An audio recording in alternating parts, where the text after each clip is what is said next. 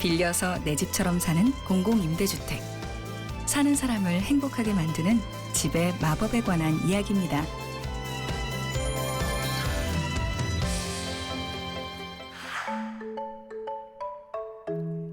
서울시 강북구 번동에 자리한 한 아파트. 초록 공간의 정체는 논. 아파트 단지 안에 있는 논과 텃밭 덕분에 번동 주공 3단지는 국내 1호 친환경 생태 아파트가 됐습니다.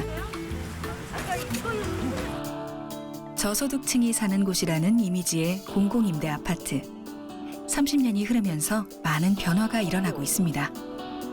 젊은 신혼부부에게 서울에서 함께 살 집을 구하는 건 쉽지 않은 일이었습니다.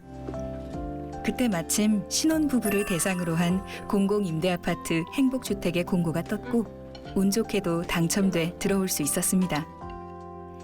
수연 씨가 살고 있는 집에서 지하철까지는 불과 2분 거리. 서울에서 역세권의 집은 어마어마하게 비싸잖아요. 그런데 이제 다행히 또 행복주택은 이렇게 역세권에 있는데도 가격이 되게 싼 편이어가지고 진짜 되게 만족하면서 살고 있어요, 지금. 노태우 대통령은 기공식에서 이곳의 주택 우리나라 공공임대 아파트는 1990년 서울시 번동 주공아파트에서 시작됐습니다. 절대적인 주택량의 부족이 문제이던 초창기는 저소득층 위주의 임대주택을 공급했지만 그 후 시대가 요구하는 필요에 따라 다양하게 변화, 발전해 오고 있습니다. 사회초년생 박다솜 씨도 공공임대주택 제도를 분석해서 자신에게 꼭 맞는 집을 찾았습니다. 전세보증금이 부족한 청년을 위한 제도로 입주자가 원하는 지역의 임대주택을 선택하면 전세 계약을 대신해주는 제도입니다. 전세는 6천만 원짜리 주택이고 저는 100만 원을 보증금 형식으로 이제 내고 5,900만 원 대출해 주신 거에 이자로 한 7만 원에서 5만 원 정도를 이제 임대료로 납부하고 있어요. 그럼 주거 선진국들은 어떨까요? 오스트리아 빈이 전 세계에서 가장 살기 좋은 도시가 될 수 있었던 배경에는 공공임대주택이 큰 몫을 차지합니다. 빈에서 사회주택은 시민 누구에게나 사랑받는 주택입니다. Ja, es ist fantastisch mit den Kindern, weil es eine sehr grüne und verkehrsberuhigte Nachbarschaft ist und die kleinen Kinder hier sehr selbstständig sich bewegen können und das macht es sehr leicht hier. 비영리 주택을 지원하는 제도가 자리 잡으면서 비엔나 시청에서는 다소 특이한 풍경을 볼 수 있습니다. 시민들이 주거복지센터를 찾아 자신이 이사갈 집을 찾는 상담을 합니다. 그런데 만약 마음에 드는 집이 없다면 어떻게 할까요?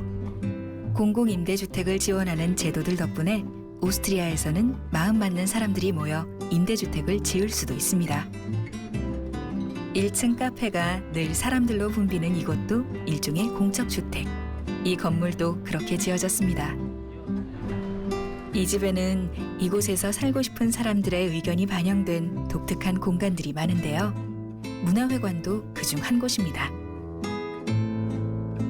덕분에 이 공적주택은 이 지역의 문화 중심 공간이 됐습니다. 자신이 살고 싶은 집에 마음 맞는 이웃과 어울려 정해진 기한 없이 살 수 있는 것이 오스트리아 공공임대주택입니다. Ich fühle mich hier so wohl in der Gemeinschaft, dass ich sicher nicht ein eigenes großes Heim haben möchte. 하남 미사 일대에 들어선 2천여 세대의 대단지 공공임대 아파트.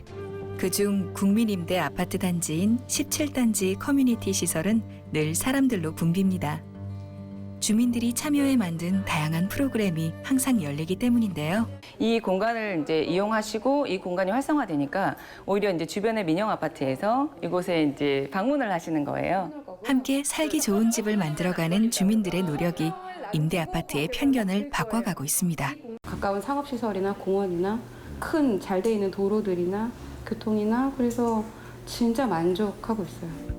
성남 위례 35단지에 2,500여 세대의 장기 임대단지를 지으면서 그중 164세대를 고령자 복지주택으로 지었습니다. 이곳에서 제공되는 프로그램 또한 입주민들에게도 큰 인기입니다. 지난 30년 동안 공공임대주택은 꾸준히 진화 중입니다. 하지만 아직 양적으로나 질적으로 갈 길이 멉니다.